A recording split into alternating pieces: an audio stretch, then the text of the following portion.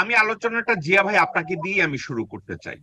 আমি আলোচনাটা শুরু করতে চাই আপনাকে দিয়ে। আহ এই প্রশাসনিক ক্যাডার যারা আছে এদেরকেই আমি ডিপ স্টেট হিসাবে দেখি। আমার এই চিন্তাটায় কোনো জায়গায় ভুল আছে কিনা, আমি এদেরকেই মনে করি ডিপ স্টেট। আমার এই চিন্তা চেতনায় আমার কোনো জায়গায় আমি ভুল করছি কিনা। আসলে আমি তাহলে শুরু করি ব্যাপারটা। ডিপ স্টেট এই শব্দটাই কিন্তু আসলে একটা নেগেটিভ শব্দ। জি। ডিপ স্টেট শব্দ নেগেটিভ শব্দ, কারণ একটা রাষ্ট্রকে ব্যর্থ করার জন্য যে শক্তি, গোষ্ঠী বা দল ওতপ্রোতভাবে জড়িত, তাদেরকেই আমি বলবো ডিপ স্টেট। এখন আমরা যদি এই 54 বছরের দিকে তাকাই, আমি নিশ্চিত যে বাংলাদেশে এই 54 বছরে বহু সচিব, তারপরে আপনার যুগ্ম সচিব, উপসচিব, তারা চাকরি করে চলে গেছেন। আমরা কি করি, আমিও একটা ব্যুরোক্রেসিতে ছিলাম, ইটস এ মিলিটারি ব্যুরোক্রেসি। কিন্তু সেই ব্যুরোক্রেসি যখন আমি যখন আমার পেছনের দিকে, আমার ক্যানভাসটার দিকে তাকাই, আমি নিজেকে জিজ্ঞেস করি যে আমি ব্রিগেডিয়ার হিসেবে রিটায়ার করেছি, আমি একটা একটা ইনস্টিটিউশনের কমান্ড্যান্ট ছিলাম।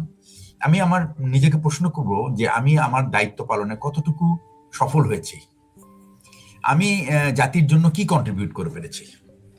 আমি যদি আমার প্রথম দায়িত্ব যদি দেখি, আমার দৃষ্টিকোণ থেকে, আমি একজন পদাতিক অফিসার হিসেবে দেখি যে যখন আমি খুব ইয়াং অফিসার ছিলাম, আমার কাজ ছিল আমার যে নিচে যারা থাকে তাদেরকে তৈরি করা একটা যুদ্ধের জন্য বা একটা অ্যাকশনের জন্য বা দেশের স্বাধীনতা রক্ষার জন্য তারা প্রস্তুত থাকে সেজন্য। এখন আমি কি দিয়ে করব, এটা আমার কাছে যা যা আছে সেগুলি নিয়ে। তারপরে কিন্তু আমি একটা মানদণ্ড ঠিক করব সেখানে, যে আমি কি করে বুঝবো যে আমার লোকটা রেডি হয়েছে বা প্রশিক্ষিত হয়েছে। আমাদের কিছু কোয়ান্টিটেটিভ ইন্ডিকেটর আছে যেগুলি দিয়ে আমি মানদণ্ড করবো। এখন যদি আমি এই একই এক্সাম্পলটা যদি আমি একজন সচিবের জীবনে আমি তার তার লাইফ, পুরো লাইফটাকে আমি যদি দেখি, তাহলে আমি মনে করি সে তার যে কাজের পরিধি, সে আমার কাজের পরিধি থেকে অনেক বড়। এবং এটার কিন্তু ডাইরেক্ট এফেক্ট হলো আমাদের সাধারণ মানুষ। আমি একটা ছোট্ট একটা এরিয়া আমি ধরুন, তো তার আগে আমি বলবো যে এই কাজটা করার জন্য কিন্তু আমার একজন সেনেগালি ফোর্স কমান্ডার ছিল। উনি আমাকে একটা কথা বলতেন যে, জিয়া, তুমি যখন রাতে শুইতে যাবা, শোয়ার সময় নিজেকে জিজ্ঞেস করবা যে আমি আজকে যে দায়িত্বে আমি আছি, সেই দায়িত্বের দিকে তাকালে আজকে সারাদিন আমার কি কি কাজ করা উচিত ছিল এবং আমি কি কাজগুলি করেছি। এই প্রশ্নের উত্তর যদি তুমি পাও, সবগুলি প্রশ্নের উত্তর পাও, তার মানে তুমি শান্তিতে ঘুমাতে পারো। পরের দিনে তোমার কাজের তালিকা ভিন্ন হবে এবং নতুন কাজ শুরু করবা। কিন্তু যদি তুমি দেখো, আমি আমি আমি আমি পুরো ব্যাপারটা আসছি, যে দেখো যে তুমি কিছুটা কোনো জায়গায় তুমি কম করেছো বা বাদ পড়েছে, তাহলে কিন্তু এই কাজটা পরের দিনের তালিকায় যোগ হবে। তো এই কথাটা তিনি বলেছিলেন কি, আমি একটা মিশনে আমি ছিলাম, আমাদের দায়িত্ব ছিল সাধারণ মানুষকে রক্ষা করা, মানে সন্ত্রাসী দলের আক্রমণ থেকে রক্ষা করা। সেই কাজটা যদি আমি না করতে পারি, তাহলে কিন্তু আমি ব্যর্থ। এটা আমার বিবেকের কাছে কিন্তু আমি প্রশ্ন করলে আমি বলবো যে হ্যাঁ, আমি ব্যর্থ। এখন আমি আপনাকে ছোট্ট একটা, এই যে আমাদের যে প্রশাসনের একটা অংশ, আপনি যদি তাকিয়ে দেখেন সবকিছুর পিছনে কিন্তু, আমরা যদি এখন একটা লিস্ট ধরে বসি, অ্যাকচুয়ালি জাতীয় সমস্যা কি, আসলে কোন সমস্যাটা যে বেশি মানে প্রকট বা কোনটা পরে আসবে, এটা কিন্তু বোঝা খুব ডিফিকাল্ট। কিন্তু দুই তিনটা সমস্যা আমি বলবো, তার প্রধানতম একটা সমস্যা হচ্ছে আমাদের শিক্ষা ব্যবস্থা। জিয়া ভাই, জিয়া আমি ভাই, আমরা সমস্যায় যাচ্ছি না, সমস্যায় যাচ্ছি আমি না। সমস্যায় যাচ্ছি না, না, আমি বলছি, আমি আমি আমি আমি আসতেছি, বলতে আমি আপনার চাচ্ছি, পয়েন্টে আসছি। আমি আমি কেন এটা আমার বলছি, আমি ডিপ আমার স্টেটের কথাটাই আমি আসছি, আমি ডিপ স্টেটের জি, কথাটাই আসছি। তার মানে এইখানে যে সচিব বা যে আমলারা জড়িত, তারা যদি নিজেদেরকে ভাবে যে তারা রাষ্ট্রের সাধারণ মানুষের জীবন মান উন্নয়নের জন্য তারা, তাদের একটা দায়িত্ববোধ আছে, তাহলে কিন্তু সে ব্যর্থ না। সে দেখবেন যে তার সে সে প্রমাণ করবে যে সে ডিপ স্টেটের অংশ না। কিন্তু যখনই একটা সে, কথা, জিয়া ভাই, আমি এই কথাটাই আপনাকে বারবার আপনার মুখে তুলে দিতে চাচ্ছি। সেটা হচ্ছে এই এই প্রশাসনিক ক্যাডারটাই ডিপ স্টেট। আমার এই চিন্তাটায় কোনো ভুল আছে কিনা, না, এই ভুল নাই, আমার ভুল নাই, এবং এটা ভুল যে নাই তার আমি ব্যাখ্যা দিচ্ছি। এই ডিপ স্টেটটা একটা নেগেটিভ শব্দ। এটাকে শুনলেই মনে হবে কি যে আমি বোধহয় এরা বোধহয় অন্য কারো হয়ে জিয়া কাজ ভাই, করছে। জিয়া ভাই, আপনি একটা বইয়ের রেফারেন্স আপনাকে আমি দেব, যদি পারেন আপনি একসময় খুলে দেখেন। বইটার লেখক Tom Hopkins. Tom Hopkins deep state নিয়ে কথা বলতে গিয়ে একটা কথা বলছে, স্টেটের ভিতরে অন্য আর একটা স্টেট, গভর্নমেন্টের ভিতরে অন্য আর একটা গভর্নমেন্ট। এখন এটা ব্যাখ্যা করতে গিয়ে টম হপকিন্স একটা কথা বলছে, এটা নিয়ন্ত্রণ তখনই হয় যখন সরকার তাদের প্রফেশনাল ক্যাপাসিটি থেকে দূরে চলে যায়, তখন অন্য গ্রুপ ওই জায়গাটা এসে বসে যায় অটোমেটিক্যালি, ওই শূন্য জায়গাটা তারা পূরণ করতে যায়। উদাহরণ হিসাবে সে বলছে মব জাস্টিস।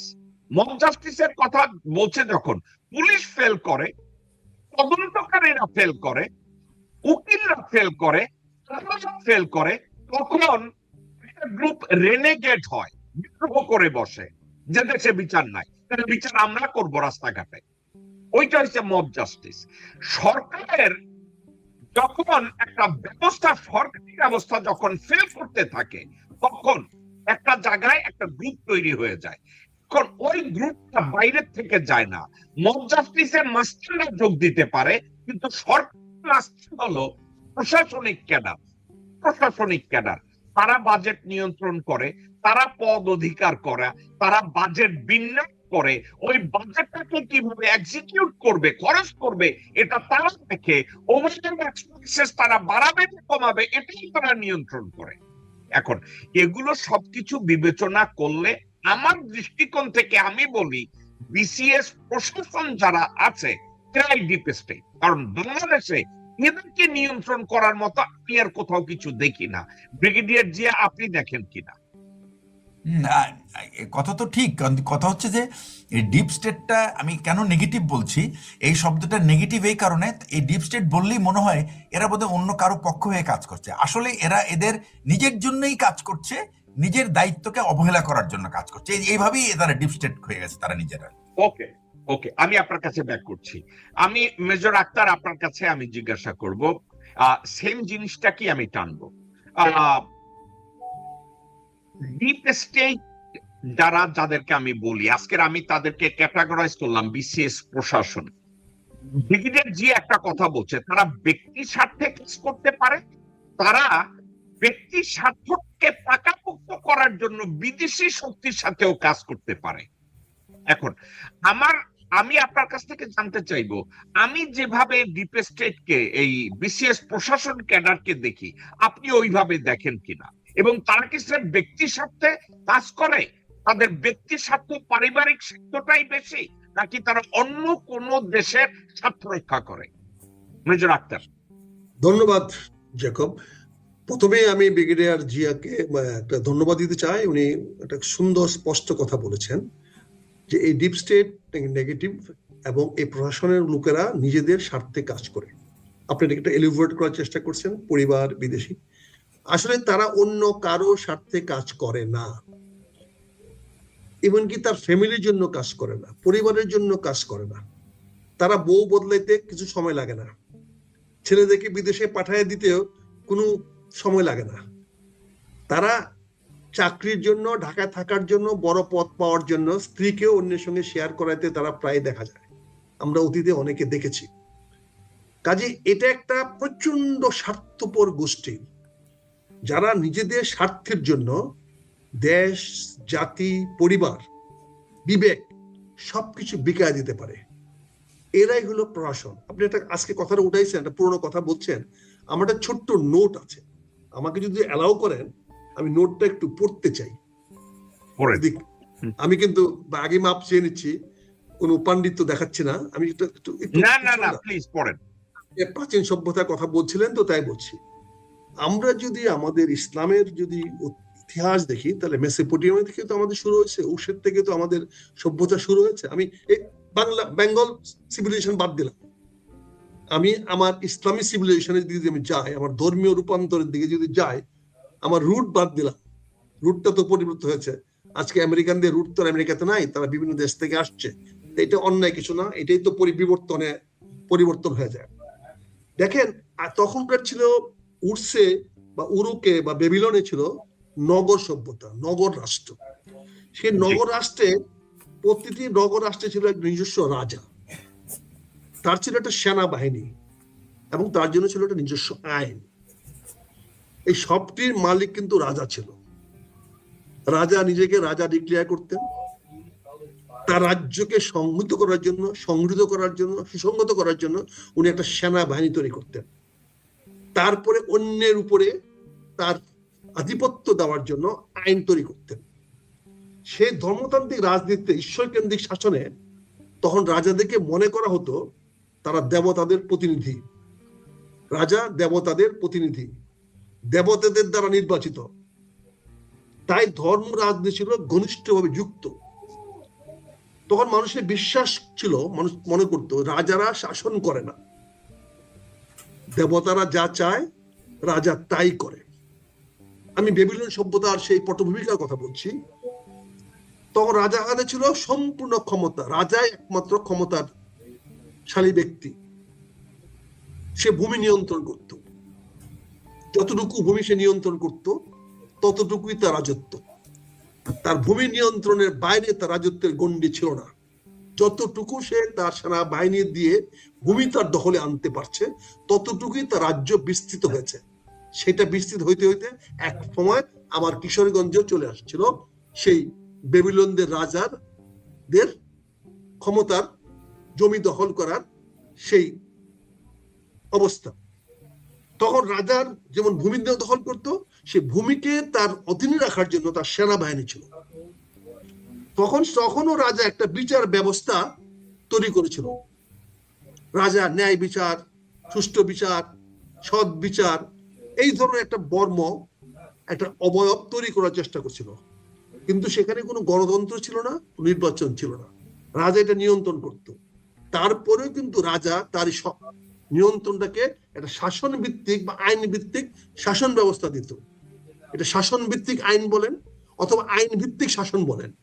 সেও কিন্তু তার ইচ্ছাকে বলতো না, রাজার ইচ্ছা। সেইটাকে একটা আইনের গণ্ডির মধ্যে, শাসন ব্যবস্থার মধ্যে নিয়ে আসতো। সে আইনগুলো ছিল কিন্তু কঠোর, কিন্তু সর্বসাধারণ মুক্ত। বলতো আপনার আইন মানতে হবে, খাজনা দিতে হবে, আইন। আপনি অন্য ভূমি দখল করতে পারবেন না, এটা আইন। এই ভূমি দখল ব্যবহার করতে হলে তার জন্য খাজনা দিতে হবে, এটা আইন। এবং শ্রেণী ভাগ অনুযায়ী রাষ্ট্রকে পরিচালনা করা হতো। বড় উজির নাজির বিভিন্ন জিনিস। আমি এক মিনিট দিব। রাজাকে সাধারণত সহায়তা করতো কারা? প্রথম সহায়তা করতো পুরোহিতেরা, ধর্মগুরুরা। ধর্মগুরুরা সবসময় রাজার পক্ষেই ভগবানের কাছে তাদের জন্য আবেদন নিবেদন এবং প্রজাদেরকেও মন্দিরে এসে রাজার জন্য দোয়া করার জন্য বাধ্য করা হতো। তাদের রাজার অধীনে কিছু কর্মকর্তা ছিল, যাদেরকে বলা হতো কর এবং ভূমি ব্যবস্থাপনা। রাজাকে রেভিনিউ আর্ন করতে হবে, রেভিনিউ আর্ন করতে হলে ভূমি ব্যবস্থাপনা লাগবে। সেই কর আদায় এবং ভূমি ব্যবস্থাপনার জন্য কিছু কর্মচারী দরকার ছিল। সেনাবাহিনী কিন্তু শাসন করতেছে, ভূমি দখল করতেছে, কিন্তু ম্যানেজমেন্ট করতে হবে। সেনাবাহিনী তো ম্যানেজমেন্ট করবে না, সে যাতে এটা বেদখল না হয় সেই চেষ্টা করবে। সেই জন্য কর এবং ব্যবস্থাপনার জন্য তার কিছু কর্মকর্তা দরকার ছিল। তারপরে দরকার ছিল লিপিকার, রেকর্ড কিপার।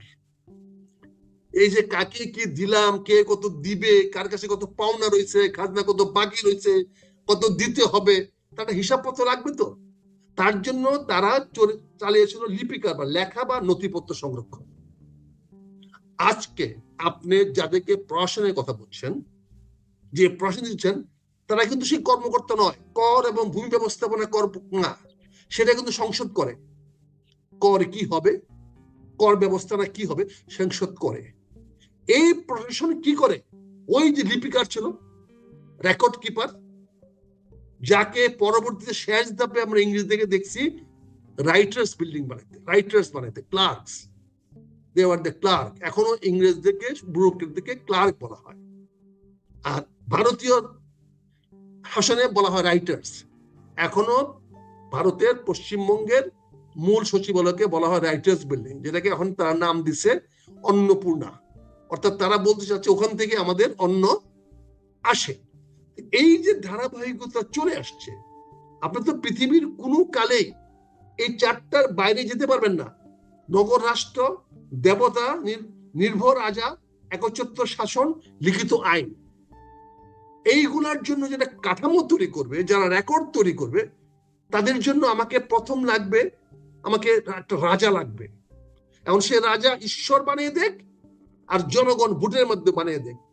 বিবর্তন পরিবর্তনের মাধ্যমে এখন হয়তো জনগণ বানিয়ে দেয়, এখন হয়তো দৃষ্টভাবে বললে এখন হয়তো ভগবান বানায় না, কিন্তু আমরা ইনডাইরেক্টলি বিশ্বাস করি ভগবান চাইলে জনগণ আমাকে ভোট দেয়, না হলে ভোট দেয় না। আমরা দেখেছি ইসলামের নামে ভোট চাইও অনেক অনেক ইসলামী দেশে ভোটে কেউ জিততে পারে না, পরাজিত হয়ে যায়। সেখানে যারা ইসলামে বিশ্বাস করে না বা ইসলামের বিরোধিতা করে, তারাই কিন্তু নির্বাচিত হয়ে যায় ইসলামিক রাষ্ট্রেতেও। এটা আমরা সকল ইসলামী রাজ্যে দেখতে পাচ্ছি, এমনকি মালয়েশিয়াও দেখতে পাচ্ছি। সেখানে চাইনা অরিজিনাল লোক প্রাইম মিনিস্টার হয়ে যায়, মুসলমান অরিজিনাল লোকেরা হতে পারে না। কাজে এটা হচ্ছে, কিন্তু এখানে আমরা যে জিনিসটা দেখতে চাই সেটা হচ্ছে যে ভূমিটাকে দখল রাখার জন্য, জনগণকে নিয়ন্ত্রণে রাখার জন্য আমার সেনাবাহিনী অতীতও ছিল, এখনো আছে, আগামীতেও থাকবে। কারণ সেনাবাহিনী ছাড়া আমার ভূমিকে প্রোটেক্ট করার তো কেউ নাই। ওকে আচ্ছা ভাই, আমরা ওই অন্য একটা বিষয় আমি ওখানে যাচ্ছি। একটা লাইন দিয়ে শেষ করে দেই। আপনাকে যে কোনো শাসন ব্যবস্থায় যখন রাজা বানাবে, যাকে প্রধানমন্ত্রী বলেন যাই বলেন, তাকে কাগজপত্র ঠিক রাখার জন্য লিপিকার লাগবে। এই লিপিকার হলো ক্লার্কস, এই লিপিকার হলো আজকে administrative cadre. They are not activist, they are not workers, they are not developer, they were not an executing people, they are the record keeper. এখন রেকর্ড কিপারকে আপনি কতটুকু ক্ষমতা দিবেন এটা অ্যাবসলিউটলি নির্ভর করে রাজার উপরে, প্রধানমন্ত্রীর উপরে, যিনি রাষ্ট্র পরিচালনা করেন তার উপরে। এটা ব্রিগেডিয়ার কিছু করার নাই, শাহিন ভাইয়ের কিছু কথা করার নাই, এটা প্রশাসন। ধন্যবাদ আপনাকে, ধন্যবাদ। ওকে আক্তার ভাই, আপনাকে আমি একটা কথা একটু উদাহরণ দিয়ে আপনার কাছ থেকে শেষ করে আমি এর কাছে যাব, শাহিন ভাইয়ের কাছে। জর্জ ওয়াকার বুশ সিদ্ধান্ত নিলেন উনি প্রেসিডেন্সিয়াল ইলেকশন করবেন। উনি তখন টেক্সাসের গভর্নর এবং উনি মিজারেবলি ফেল করতেছিলেন পলিটিক্যালি। উনি আমেরিকার প্রেসিডেন্ট হবে এটা কেউ চিন্তাও করে নাই। তো সে তার বাবাকে অ্যাপ্রোচ করলো, জর্জ হার্ভার্ড ওয়াকার বুশকে, যে I am gonna run for presidency. তো বাবা বলছে ইউ মানে বাবা চাইতে গেছে, বলছে give me a reason why should I vote for you. নিজের বাবা ছেলেকে বলছে why should I vote for you. ছেলে কি বলছে জানেন? Dad, I am going to be two-term president because I know that I'm stupid. তো বলছে explain a little bit. বলছে ড্যাড, আমার কোন কোন জায়গায় দুর্বলতা আছে এটা আমার চেয়ে ভালো কেউ জানে না। পিছে থেকে বারবার বুশ উঠে বলছে I'm gonna vote for you. If it is true, তুমি যদি তোমার দুর্বলতা জানো, then I'm gonna vote for you. আচ্ছা, আপনি বলছেন এরা রেকর্ড কিপার, কিন্তু তারা দেখছে তাদের রাজা হইছে স্যামুয়েল দো, লাইবেরিয়ার প্রেসিডেন্ট, 2 পয়সার সিপাই, কোন যোগ্যতা নাই, কোমরের জোর নাই, রাত্রির বেলা ঘুমাইতে পারে না মদ ছাড়া। এখন ওই স্যামুয়েল দো কইছে রেকর্ড কিপার গো, তোকে যেভাবে খুশি ওইভাবে চালা। আমরা এখন ওইখানে দাঁড়াই আছি ভাই। আক্তার ভাই, আমি আপনার কাছে পরে আসি। শাহিন ভাই, আপনার কাছে আসি। আমি দুই ভাইকে জিজ্ঞাসা করছি যে আমি বিসিএস প্রশাসন ক্যাডার কি যে ডিপ স্টেট বলি, আমার এই চিন্তায়, আমার এই ইভালুয়েশনে আমি কোথাও ভুল করতেছি কিনা? আপনার কি মনে হয় আমি কি ভুল করতেছি? এই প্রশাসনিক ক্যাডারটাই কি ডিপ স্টেট, নাকি আমি আহ, তাদেরকে দোষারোপ করছি, এই একটা ক্যাডারকে দোষারোপ করছি। জি, ধন্যবাদ মিল্টন ভাই। তো আমি একটু সময় নিব। আপনি বলেছিলেন যে আপনার সাথে আমি কথা হচ্ছিল, সামনাসামনি যখন কথা হয়েছে আমি কেন ইন্টারেস্টেড হয়েছি, আমি দর্শক এবং দুই ভাইকে বলতে চাচ্ছি। আমার কাছে যেটা মনে হয়েছে, বাংলাদেশের আমরা বৈষম্য বিরোধী আন্দোলন করলাম, তো সেই প্রসঙ্গক্রমে আমি বৈষম্যের শুরুটা কোথায় এখানে আমাদের জানতে হবে, সেটা আমি বলেছিলাম যে আসলে বাংলাদেশের সবচেয়ে বড় বৈষম্য শুরু হয়েছে যেখানে সেটার, আমি বলি যে ডিসির একটা বাড়ি দিয়ে বৈষম্যটা শুরু, একজন সেনা কর্মকর্তার অধিনায়কের বাড়ি দিয়ে বৈষম্য শুরু। আপনি যেখানে যাবেন, সমাজে যেখানেই যাবেন, দেখবেন কি হচ্ছে যে স্পষ্ট বৈষম্য।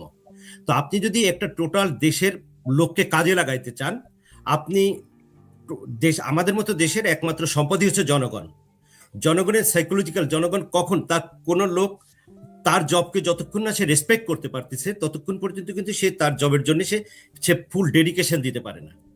তো আমি যদি জেলা পর্যায়ে শুরু করি, জেলা উপজেলা যে সমস্ত বিল্ডিং এর কথা আমি আগে বলি, যে তাদেরকে আপনি এমনভাবে একটা ধারণা দিয়ে রাখছেন জনগণের কাছে, দে আর ডুইং দ্য অ্যাবসলিউটলি মানে ইউনিক কোনো জব করতেছে, বা তাদের জবটা হচ্ছে অনেক বড় কোনো জব, বা তাদের জবকে হচ্ছে মানে তাদের জবকে আপনি আইডেন্টিফাই করছেন যে এটা একটা বড় জব। পৃথিবীতে বড় আর ছোট জব বলে কোনো কিছু নেই।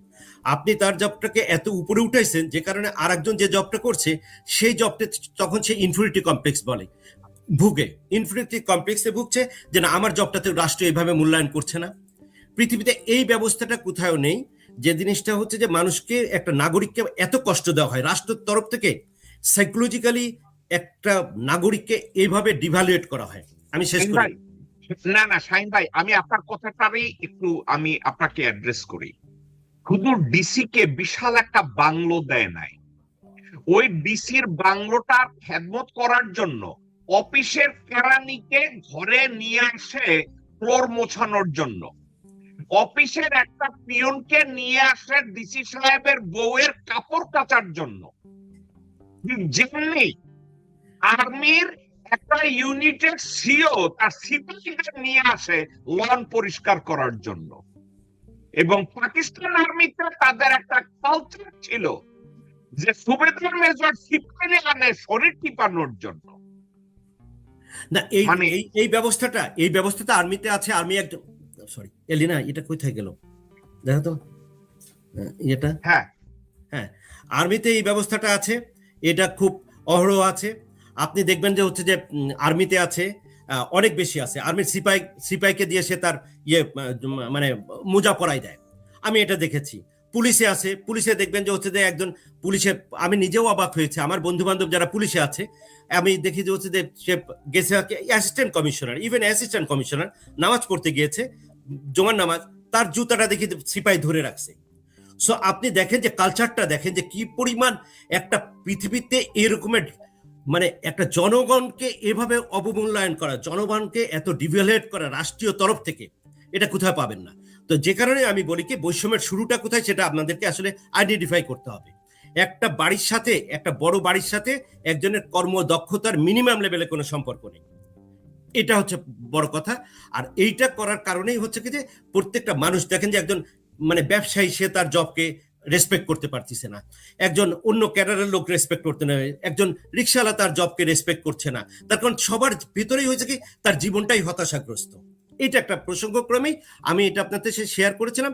এই কারণে আমি বলেছিলাম যে ভাই, সরকারি অফিসারদের যে সমস্ত, ইভেন জেলখানাতে যান, জেলার করে কি তার যখন কারেন্ট না থাকে তার বাতাস করাই হচ্ছে যে ইয়েকে দিয়ে, আসামিকে দিয়ে, ঠিক আছে? এটা আমি নিজের চোখে দেখেছি। আপনি একটা কাস্টমস অফিসারের কাছে, কাস্টমস সেমি রেজিমেন্টেড কাস্টমস অফিসারকে যদি আপনি মনে করেন যে আপনি কাস্টমস অফিসার যখন যাচ্ছে, তাকে ইন্সপেক্টর সহ যে লোকজন তাকে যেভাবে সাপোর্ট করে, এই যে এটার ইম্প্যাক্টটা কি, ইম্প্যাক্টটা হচ্ছে কি যে যার এটার ইম্প্যাক্ট, নেগেটিভ ইম্প্যাক্টটা হয় কি সমাজে, আরেকজন মানুষ যেহেতু তার রাষ্ট্রীয় ক্ষমতা নেই কিন্তু সে তখন মাস্তান সাজতে চায় বা ক্ষমতা দেখাইতে চায়, তখন সে কি হয়, ক্ষমতা দেখানোর জন্য তার দুইজন লোক পুষতে হয়, তাকে মাস্তানি করতে হয়, তাকে বুঝাইতে হয় যে তার আশপাশের লোকজন, গ্রামের লোকজন বা তার চারপাশের লোকজন ওরও ক্ষমতা আছে। তো এই কালচারটা নিয়ে আমাদের কথা বলা উচিত। দ্যাটস ওয়াই আমি আপনাকে এটা ইনসিস্ট করেছিলাম। ধন্যবাদ, আপনি এই টপিকসটা আনছেন এই ক্ষেত্রে। তো এখন ভাইরা বললেন যে ডিপি স্টেটের কথা। ডিপি স্টেট আসলে এটা সবসময় যে নেগেটিভ হয়, পজিটিভও আছে। পজিটিভের কথা গেলাম না, আমাদের নিজেদের ক্ষেত্রে যাই, আমাদের দেশের ক্ষেত্রে সিভিল প্রশাসন এবং মিলিটারি প্রশাসন who have power two influence over the রাজনীতির ক্ষেত্রে, পলিসির ক্ষেত্রে তার একটা ইনফ্লুয়েন্স করার দক্ষতা বা যোগ্যতা আছে। এটা সেই ইয়ে হবে না, কি বলে, মানুষের সামনে দেখা যাবে না, বাট তার একটা ইনফ্লুয়েন্স আছে, এইটা হচ্ছে যে ব্যাপার। তো এখন এই ক্ষেত্রে সাবজেক্টটা কি শাহিন ভাই, এটা কি যোগ্যতা এবং দক্ষতা নাকি ম্যানিপুলেশন? না, অফকোর্স এইটা তার একটা, এই একজন সরকারি কর্মচারী বলি, আমি আপনাকে কথাটা ভাই, আমি আপনাকে আমাকে একটু বোঝার সুযোগ দেন।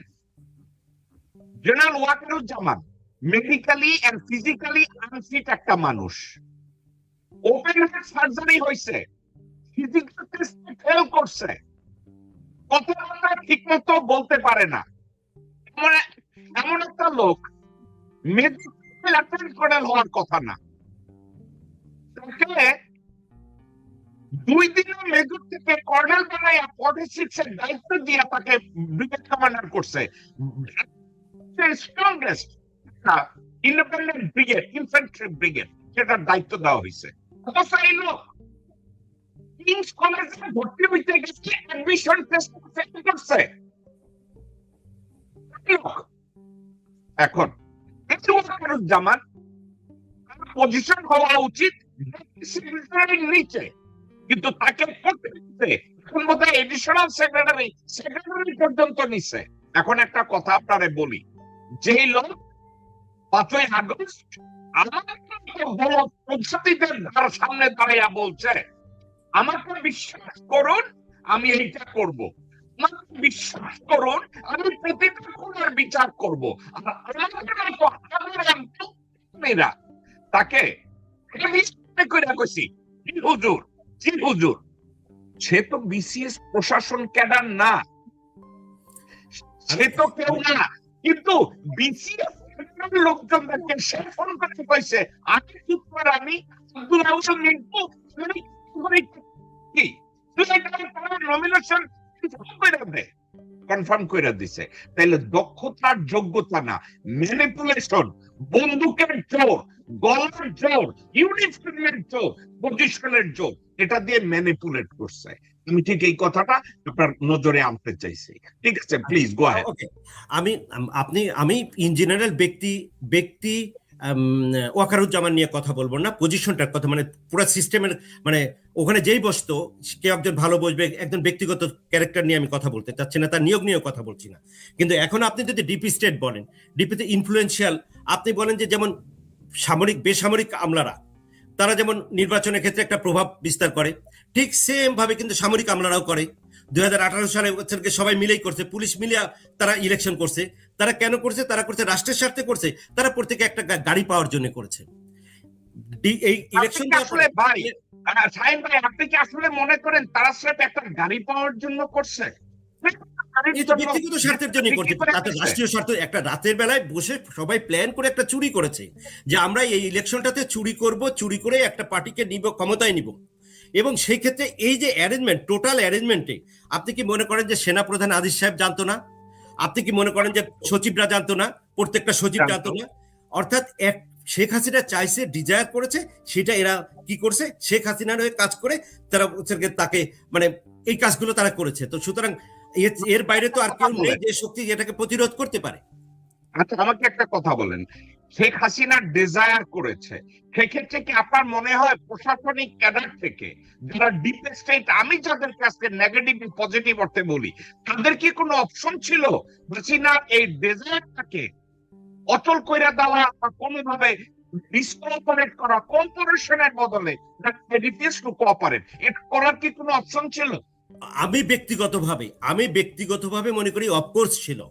যদি আমি জাস্ট একটা কথা বলি আপনাকে, যে কোনো অবস্থাতে যদি আইজিপি, সেনাপ্রধান যদি বলতো যে না, এরকমের কোনো প্রকার কাজ করার ক্ষেত্রে আমার বাহিনী কাজ করবে না, আমি বিশ্বাস করি শেখ হাসিনা 2 বার ফোন করবে না।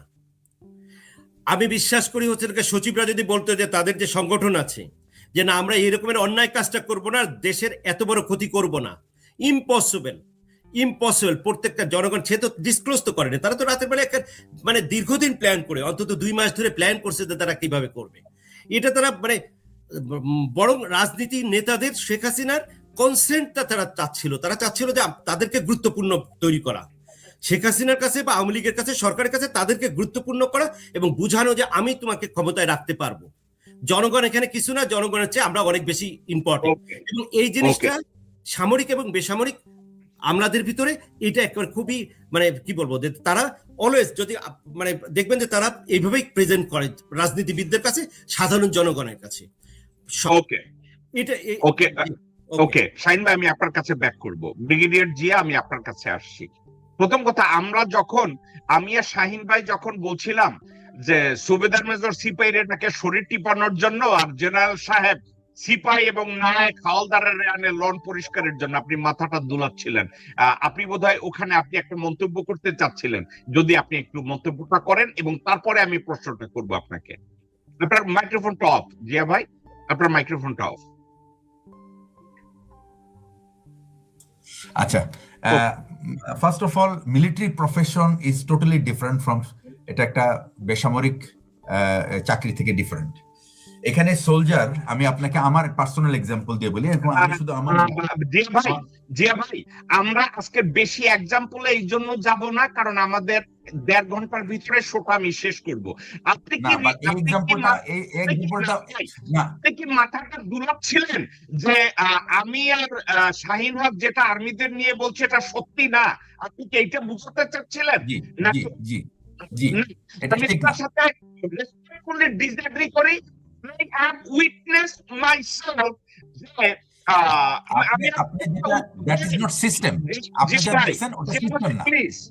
আপনাকে তাহলে আরেকটা সাইড অফ দ্য সিস্টেম জানতে হবে। আপনি একটা রং সিস্টেম শুনছেন, আপনি একটা রাইট সিস্টেম শুনতে হবে আপনাকে। ওকে জিয়া ভাই, আমি দাওয়াত খাইতে গেছিলাম, ব্রিগেডিয়ার না ওই সময় ব্রিগেডিয়ার ছিল, 6 একক ব্রিগেড কমান্ডার ছিল Badruzzaman Chowdhury G+, PSC G+, তার বাসায় দাওয়াত খাইতে গেছিলাম। আমি দেখছি এবং তার বউয়ের জুতা পালিশ করতেছে। আমি বললাম ওকে, ওনার তো কান্দে 2টা ফিতা লাগানো, এটা কি কোনি নাই? আমার মনে পড়ে বদরুজ্জামান চৌধুরীর বলছে, আঙ্কেল না ওই সিনেমার নায়ক আছে না, you are not allowing me to nullify your points. ওকে ভাই, আপনি নালিফাই করেন আমাকে যেটা বলছি। শুনেন, আপনি 2 লক্ষর মধ্যে আপনি 2টা এক্সাম্পল দিলেন, আর আমি আপনাকে 2 লক্ষ এক্সাম্পল দিই। I can give you 20 examples, but my question is there shouldn't be even one example. There should not be even one example. Mintu ভাই একটু জিয়াউলকে একটু 5 মিনিট প্লিজ জিয়া ভাই, প্লিজ গো অ্যাহেড। আমি একটা ইনফেন্ট্রি ইউনিটে চাকরি করেছি। I have served 17 years in infantry unit. 17 years. I have carried, আমি আমার সৈনিকের, আমার রানারের অস্ত্র আমি ক্যারি করেছি, তার অস্ত্র ক্যারি করেছি অপারেশনে, আমি তার অস্ত্র ক্যারি করেছি। কারণ সেনাবাহিনীর কেন করেছি? Because he was injured, say injured ছিল। তাহলে ইনজুর্ডে করছেন, সৈনিকের তো করেন নাই। না আমার কথা হলো যে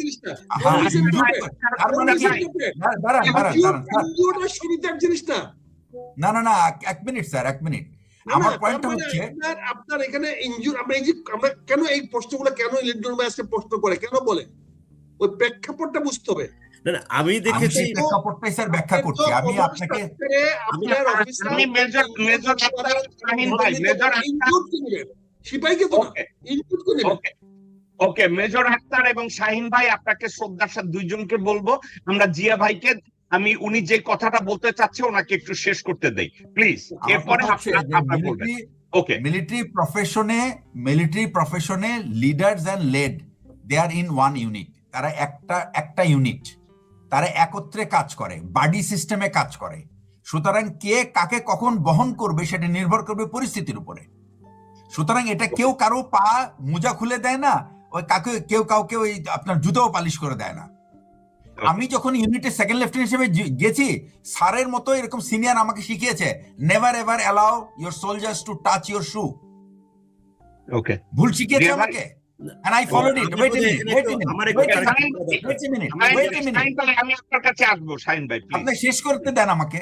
জি। সো আমি যদি আমাকে শেখানোর পরে if I follow A wrong procedure, এটা কিন্তু আর্মির সিস্টেম না, এটা পদ্ধতি না। আপনি যেটা বলছেন সেটা না। সেনাবাহিনীর অধিনায়কের জন্য সিও, আপনি যেটা বললেন সিও সাহেবের জন্য বাংলো আছে, বাংলো নাই। সিও সাহেবের জন্য সবাই একই টাইপ, সি টাইপ কোয়ার্টার, সবাই সি টাইপ কোয়ার্টার, যে কোনো একটা যেটা খালি হবে ওইটা পাবো। আমার সিরিয়ালে যা পাবো, আমার জন্য যা বরাদ্দ আমি তাই পাবো। আমার জন্য কোনো স্পেশাল বাসা বরাদ্দ নাই। আপনাকে তো এইটুকু সম্মান করতে হবে, একটা বাহিনী প্রধানের বাসা, ইটস এ ইনস্টিটিউশন, সে একটা ইনস্টিটিউশন, তার কথা আলাদা।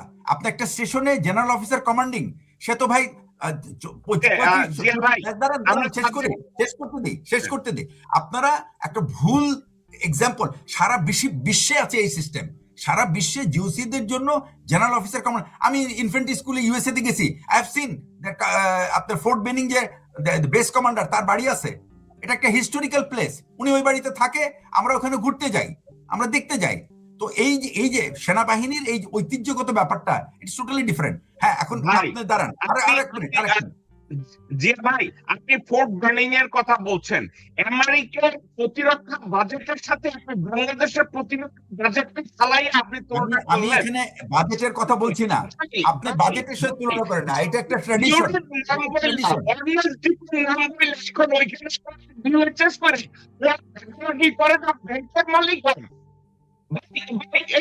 করেন না। না, এখন আপনি যদি আপনি শোনেন, আপনি মানেন না মানেন, that's a different issue, but you have to allow me to speak. বলে গেলেন, তখন তো আমি কিছু বললাম না আপনাকে। আমি যখন কথা বলছি আপনি ইউ আর নট লিসেনিং, কথা বলছেন যেটার সাথে আলুর সাথে আপনি কলা তুলনা করছেন, আপনি কেন শুনবো? করো, শুনি আমরা। না, আলুর তুলনা করেন, তুলনা করেন, আমি শুনবো। আমেরিকার সাথে, আমেরিকার প্রতিরক্ষা বাজেটের সাথে আপনি বাংলাদেশের প্রতিরক্ষা বাজেট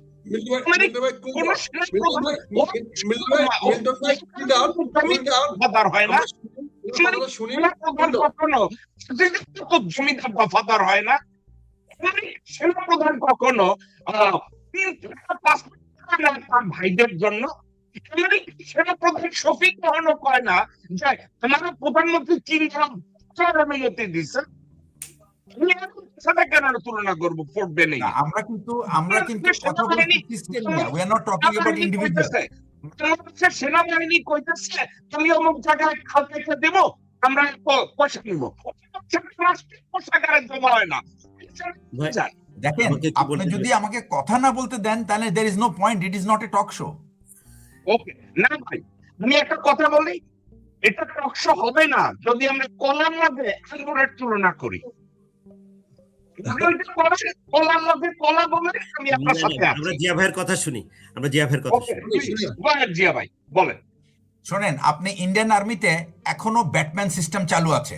ব্যাটম্যান, আমার সঙ্গে একটা অফিসার কোর্স করছে ব্রিগেডিয়ার র্যাঙ্কে, ইয়েতে আপনার হচ্ছে যে লন্ডনে, সে আমার সঙ্গে ক্লাসে যাচ্ছে, ফোন করে বলতেছে আমার বাগিচাতে একটু পানি দিও। আমি বললাম কাকে বলতেছো তুমি এটা? বলে আমার বেটিকে বলতেছি। বেটি মানে হলো ব্যাটম্যান, ব্যাটম্যান কে? সৈনিক। এবং সেখানেও আপনার এরকম প্রত্যেকটা গ্যারিসনের, তার যে বস, গ্যারিসনের যে কমান্ডার, তার জন্য একটা আলাদা বাসা বরাদ্দ আছে, এই একটাই মাত্র ডিফারেন্ট। এবং এটা সব জায়গায় আছে।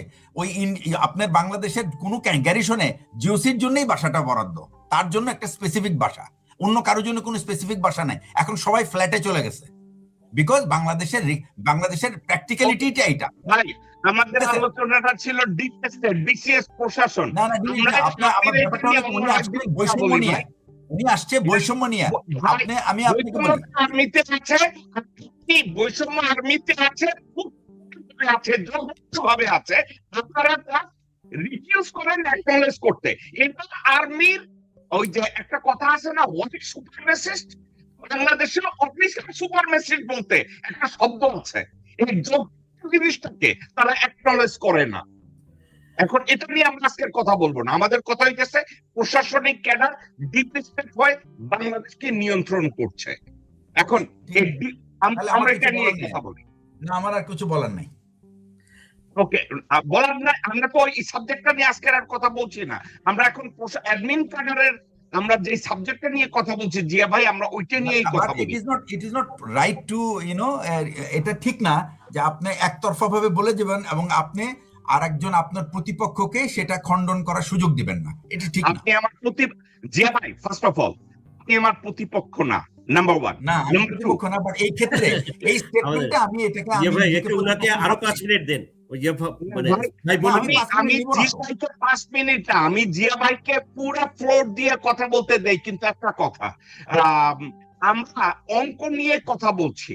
আপনি এগ্রি না করতে পারেন, বাট আপনি তো অ্যালাউ করবেন আমাকে বলতে। ভিতরে যদি হিস্ট্রি ঢুকাই তাহলে আমি বলবো ভাই সাবজেক্টটা তো ম্যাথ, আপনি হিস্ট্রি ঢুকাচ্ছেন কেন? এটা লজিক্যাল অ্যাপ্রোচ না, এটা এটা সবাই মানে কথা বলতে হলে তো অনেক কিছুই চলে আসে। ভাইকে একটু কথা বলি। আমি এখন জিয়া ভাইকে যে কথাটা আমরা বলছিলাম, এটা যখন শোনেন, আই হ্যাভ টু, প্রথম কথা হলো I come from a background, সেটা একটা প্রতিষ্ঠান, এই প্রতিষ্ঠানের কিছু নিয়ম কানুন আমরা মেনে চলেছি। এখন আমাদের মধ্যে অনেকে এটা নিয়ম কানুন কিছু মেনে চলেছে, কিছু চলে নাই, তার মানে কিন্তু এই না প্রতিষ্ঠানের জন্য দায়ী না, এটা ইন্ডিভিজুয়াল এর জন্য দায়ী। জিয়া ভাই, আমি যদি আপনাকে জিজ্ঞাসা করি, ভাই আপনাকে আমি জিজ্ঞাসা করি যে প্রতিষ্ঠানটাকে আপনি এত সম্মান করেন, ওই প্রতিষ্ঠান কিন্তু আপনাকে মূল্যায়ন করে আর্মিতে রেখে দিত, বলতো সেটা একটা ইন্ডিভিজুয়ালের দোষ, এটা একটা ইন্ডিভিজুয়ালের দোষ, বাট এটা ইন্ডিভিজুয়ালের দোষ, আমি কিন্তু প্রতিষ্ঠানকে এর জন্য দোষী করি না। আপনি যদি বলেন যে বাংলাদেশ আর্মি হচ্ছে নিরঙ্কুশ একটা গোষ্ঠী যাদের ভিতরে কোনো ফাঁক নাই, তাহলে ভাই আপনি ভুল পৃথিবীতে বাস করতেছেন এবং আমরা তর্ক করতেছি। মিল্টন ভাই, এখন আমি কিছু কথা বলতে পারি? আমি কিছু কথা বলি? জি, আপনি বলেন, তারপরে একটু এটা নিউট্রালাইজ হবে। আচ্ছা, না ঠিক আছে। এখন এখানে আমরা ব্রিগেডিয়ার জিয়া তার ওন পজিশন থেকে, আমিও মনে করি ব্রিগেডিয়ার জিয়া যেটা বলার চেষ্টা করা হচ্ছে, এটা আমি আমার শ্রেণীর জন্য, আমার গোষ্ঠীর জন্য আমাকে বলতে হবে, আমাকে ডিফেন্ড করতে হবে। আমরা আমার ফ্যামিলিকে ডিফেন্ড করব, আমার ফ্যামিলি যদি আপনার কাছে ভালো নাও হয়। তো বিষয়টা হয়েছে কি, যেখানে আমরা লিঙ্কটা মিস হচ্ছে, সেটা হচ্ছে শাহিন ভাই ডিসির বাংলো নিয়ে কথা বলেছেন। ডিসির জন্য একটা বাংলো রাখা হয়েছে, আগে তো আরো বড় বড় বাংলো ছিল, এখন অনেক ছোট ছোট বাংলো রাখা হয়েছে। এটা সিম্বলিক, এটা একটা অথরিটি দেখানোর জন্য যে ডিসি যেটা ফিক্সড। কিন্তু ব্রিগেডিয়ার জিয়া যেটা বলার চেষ্টা করছে, কমান্ডিং অফিসার লেভেলে এরকম কোনো বাংলো নাই, ইভেন কি ব্রিগেড কমান্ডার লেভেলেও কোনো স্পেসিফিক বাংলো নাই, যদি সেটা কোনো আইসোলেটেড ক্যান্টনমেন্ট বা গ্যারিসন না হয়। তবে সাধারণত জেনারেল অফিসার কমান্ডিং যিনি থাকেন, সেটা একটা সিম্বলিক হিসাবে রাখা হয়, এই জন্য এটা কোয়েশ্চেন অফ সোভারেন্টি। এখন জেনারেল যদি তার নিজের কমফোর্ট নিয়ে ব্যস্ত থাকে, then he cannot think for the fight, cannot plan for the war, cannot go and proceed further. So তাকে কমফোর্ট দেওয়ার জন্য প্রতিষ্ঠান থেকে বলা হয়। ব্রিগেডিয়ার জিয়া যেটা ব্যাটম্যান সিস্টেম কথা বলা হয়েছে, ব্যাটম্যান সিস্টেম আমাদেরও ছিল, আমাদের মতো কেউ না কেউ মিসইউজ করেছি বলেই এই প্রশ্নটা হয়েছে। আজকে ব্রিগেডিয়ার জিয়া যেটা প্রোটেক্ট করার কথা করছে, এটা তো প্রোটেকশন করার বিষয় না, এটা আমরাই তো এক্সাম্পল দেখাই দিতে পারতাম। কিন্তু আজকে আমরা কি দেখি? আমরা দেখি যে ওই জিওসি তার নিজের ডিভিশনে যখন চলে, তখন তার আগে পিছে গাড়ি নিয়ে চলে। এটা তো প্রয়োজন ছিল না, তুমি তো ওই ডিভিশনের অফিসার, দরকার ছিল না, এই শোপটা করার দরকার ছিল না। আমরা এখানে দেখি সেনা প্রধান যখন চলে রাস্তা দিয়ে, তাকে কে মারবে? তার সিকিউরিটি কোথায় হ্যাজার্ডস? তার আগে পিছে এসএসএফ, ডাইন পাশে বাম পাশে অফিসার দৌড়ায়। এটা তো দেখতে মানুষের চোখে খারাপ লাগে। তারপরে আমরা দেখি অনেক অফিসার, আমাদের বড় বড় অফিসার আছে, জিওসি আছে, তাদের সঙ্গে ইভেন কি আমরা being a brother officer, senior junior ছাড়া কথা বলতে পারি না।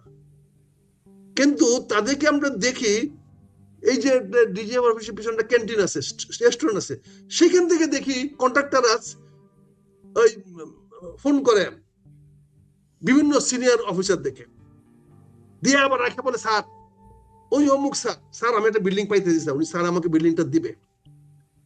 আমার জিজ্ঞাসা করতে ইচ্ছা করে, ওই জেনারেলের বাচ্চা, তুই ওই বেটা কন্ট্রাক্টরের সঙ্গে কথা বলিস কেন? ওই কন্ট্রাক্টর তো তোকে বিক্রি করতেছে ওই রেস্টুরেন্টে দাঁড়ায়, এটা কে বলবে? এবং এই জন্য আজকে ব্রিগেডিয়ার জিয়াকে এই ডিফেন্সে যেতে হচ্ছে। আমাকে বলেন, কিয়মজির সঙ্গে কেন কন্ট্রাক্টর কথা বলবে?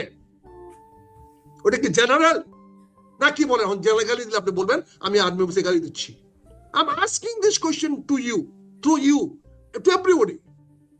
কেন সেনা প্রধানে একজন এমএস এর কন্ট্রাক্টরের ছেলের বিয়েতে যাবে? Why? Forbidden. কিন্তু গিয়েছি বলে তো আজকে আমার সেনা প্রধানকে মানুষ খারাপ কথা বলে, আমরা প্রোটেক্ট করতে হয়। কিন্তু মেজর আক্তার, এইটা কি সত্যি কথা না যে জেনারেল আজিজ ক্ষমতায় থাকাকালীন তার ভাইয়ের নামে 3 থেকে 4টা পাসপোর্ট করাইছে তার স্টাফ অফিসার এক কর্নেলকে দিয়ে? তার তো 7 বার ফাঁসি হওয়া উচিত এই আজিজের। সে শুধু আর্মি টেস্ট করে না, নেশন থেকে টেস্ট করেছে। সে নেশন থেকে টেস্ট করেছে। মেজর আক্তার, জুলাই বিপ্লবের সময় কর্নেল রেদওয়ান AK-47 দিয়ে জনগণের উপরে মার্সিলেসলি গুলি কইরা আকাম করে নাই, আরে নাই মানুষ? দেখেন আজিজের বিষয়টা আর ওই কর্নেলের বিষয়টা এক জিনিস না, কর্নেল রেদওয়ান মারছে কিনা ভাই? কর্নেল রেদওয়ান একজন না, colonel Redwan colonel Redwan under command under order একজন না, হাজারকে মারতে পারে। He is a killing machine. তাকে আমরা কিলিং মেশিন হিসাবে আমরা ট্রেন করেছি, কিলিং মেশিন হিসাবে আমি বিএমএতে নিয়েছি। তাকে কিলিং মেশিন বানানোর জন্যই আমি I have made him officer, made him A colonel, made him A brigadier, made him a general, not to corrupt, not to do this corruption business, not to go make a friendship with the MES contractor, not to make friendship with the শাড়ির দোকানদারের সঙ্গে। কচু খেতে দোকান বরাদ্দ করার জন্য তো আমি তাকে জেনারেল বানাই নাই, আমি জেনারেল বানাইছি এজ এ কিলার। বাংলাদেশের এনিমিকে কিল করবে। এনিমি কে না কে সেটা অন্য বিষয়। আমার চোখে আপনি এনিমি হইতে পারেন, আপনার চোখে আমি এনিমি হইতে পারি, but my machine of army is a killer machine. It must kill. তাকে অর্ডার দিলে he must kill. এর বাইরে কোনো অল্টারনেটিভ নাই। কাকে মারছে সেটা পরের বিষয়, সেটা government will be responsible. Government আমি আসতে হুমান ভাইয়া জীবন আমি বলছি, এখন আমাদের কি সমস্যা হয়েছে? Army is never a bureaucrat. Army অ্যাডমিনিস্ট্রেশনের পার্ট না। Army is the protector of sovereignty and independence. Army protector of our land boundary. Army protector of our governments. Army is not a service. It is not a profession. It is the part of the state. It is a part of the country. Country without army can never be army. Can be never a country. Small হোক বড় হোক, আপনি এই আর্মিটাকে যখনই আপনি সিভিলে পাঠিয়ে দিয়েছেন, যখনই আপনি গিয়ে ট্রাফিক কন্ট্রোল করেন, যখনই আপনি গম দেন, রেশন দেন, যে বিডিআরটাকে ধ্বংস করে দিয়েছেন, it is not his responsibility. Either government function or government will not function. Army has no business to come into it. No business. Right. একটা কথা আমি যে কথাটা জিজ্ঞাসা করতে চাচ্ছি, আমি নট এ সার্ভিস। আমি কাছে যদি এমনি জিজ্ঞাসা করি, যে ভাই এক সেকেন্ড তার ভাই আপনাকে যদি আমি জিজ্ঞাসা করি, এই সিভিল প্রশাসন আজকের যে বিসিএস প্রশাসন নিয়ে আমরা কথা বলছি, তারা ডিপ স্টেট। আমি ইলেকশনের আগে আপনাদেরকে কয়েকবার আমি উদাহরণ দিয়ে বলছি, 2 জন সেক্রেটারি, 9 জন ডিসি, যাদের সাথে আমার ব্যক্তিগতভাবে কথা হয়েছে, আমি তাদেরকে কল করেছিলাম ওই বিদেশি নাগরিকরা কি করে বাংলাদেশের নমিনেশন পায় এবং ঋণ খেলাপিরা কি করে নমিনেশন পায়, এই প্রশ্নটার জন্য 9 জন ডিসি এবং 2 জন সেক্রেটারি পয়েন্ট ব্ল্যাঙ্ক একটা কথা বলছে, সেটা হচ্ছে ভাই যাদের কাছে বন্দুক আছে তাদের চেয়ে ক্ষমতাশালী আমি না, আমাকে যদি বলে দেওয়ার জন্য আমি দেই। আমি বলছি আপনার কথা কেন আমি বিশ্বাস করব? আপনি যদি এই কথাটা মিথ্যা কথা বলেন, আপনি জানেন সে কি করছে, তোমাকে লাইনে রাখছে, বলছে আপনি কথা বলবেন না, প্রমিস করেন। আমি বলছি ঠিক আছে। সরাসরি ফোন করেছে স্পিকারে, আমি শুনতেছি, এসইউর আমি নাম বললাম না, একজন সরাসরি বলে আপনাকে বলেছি মিন্টুর নমিনেশন এটাকে আপনি ভ্যালিড করে দেন, এটা নিয়ে এত পেঁচানোর কিছু নাই। ডিসি সাহেব বললেন ঠিক আছে, বলে ফোনটা রেখে দিছে। আমার নিজের কানে শোনা এবং আমি রেকর্ড করে রেখেছি। এখন আপনাকে যদি আমি প্রশ্ন করি, যিনি কর্তা করছেন উনি বিসিএস প্রশাসন, কিন্তু ওনাকে নিয়ন্ত্রণ করছে কে? ক্যান্টনমেন্ট বিরোধীরা বসে রয়েছে একজন। এবার আপনি বলছিলেন না আর্মি কোন প্রশাসনিক ক্যাডার না, তারা কোন সরকারের পার্ট। এবার আমাকে একটু বলেন তো, আর্মির বইতে লেখা আছে তারা রাজনীতি করবে না, আর্মির বইতে লেখা আছে তারা বেআইনি কাজ করবে না। আর্মি বলছে আমরা দেশের উপরে বহিঃশত্রুর কোন আক্রমণ করতে দেব না। 2017 সালের 8 অক্টোবর হাউজে সেনাপ্রধান বৈশ্বিক বাংলাদেশে রাষ্ট্রের অনুমতি দিয়ে আসছে দেশের জন্য, ইনক্লুডিং কক্সবাজার, রামু, জায়গায় সিলেট রাডারে বাংলাদেশ সেনাবাহিনী কোন জায়গায় ট্রেনিং করে, কি করে না করে। তো আমাদের প্রতিরক্ষা ব্যবস্থা এরা এত দেশ উদ্ধার করবে, দখল করবে, রক্ষা করবে, দেশ রক্ষা করবে, জনগণ রক্ষা করবে, আর ওখানে যে বললে আসবে যে আমাদের পাশে দুইটা রাডার বসাই দিয়ে আসো। এবং জ্যাকব ভাই, কোন পৃথিবীর কোন দেশের আর্মি নিজেকে রক্ষাও করতে পারে না, কোন আর্মি দখল করতে পারে না। It is a political decision.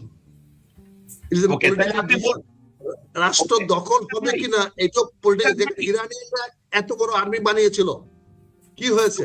সব ভাই প্লিজ, আক্তার ভাই 2017 সালের 8 এপ্রিল হাসিনা যখন প্রতিরক্ষা এমওইউ স্বাক্ষর করছিল, আর্মির এবং প্রতিরক্ষা সচিবের এবং জেনারেলদের কি কোনো সে ছিল না যে আমরা এই চুক্তি, এই এমওইউ আমরা হইতে পারে না, আমরা এর ভিতরে যাইতে পারি না? তো সে বলার সুযোগই নেই, তার তো সে বলার সুযোগই নেই। ওকে ভাই, কোন সচিবের সুযোগ নেই। আমার যেখানে শাহিন ভাই বললো সচিব শুনবে না, সেই সচিব না শুনতে পারে, সচিব থাকবে না। তাকে না থাকবে না, তার চাকরি তো যাবে না, সে তো রাষ্ট্রকে তার চাকরি তো 2 দিন আগে পরে যাইতে যাবেই। শুনেন এখন ব্যাপারটা হচ্ছে শুনে সে আপনার মতো বোকা। এই ব্রিগেডিয়ার জিয়াউল হাসানের কি কম যোগ্যতা আছে সেনা প্রধান হওয়ার জন্য? কিন্তু ব্যাটে বলে কোথাও মিলে নাই, প্রফেশনালি তো সে আন্ডারমাইন করে নাই, ব্যাটে বলে মিলে নাই। না এখন ব্যাপারটা হচ্ছে কি যে হ্যাঁ, রাষ্ট্রের একটা কর্মচারী হচ্ছে সরকারি কর্মকর্তারা, আর ওটা পলিটিক্যাল লোক। আমি পলিটিক্যাল আজকে কর্মচারী তো রাষ্ট্র তো বায়বীয় জিনিস। রাষ্ট্রের কর্মচারী কর্মচারী তারেক রহমানের, তারা কর্মচারী তারেক রহমানের। রাষ্ট্রের কর্মচারী কি? রাষ্ট্র কি বায়বীয়?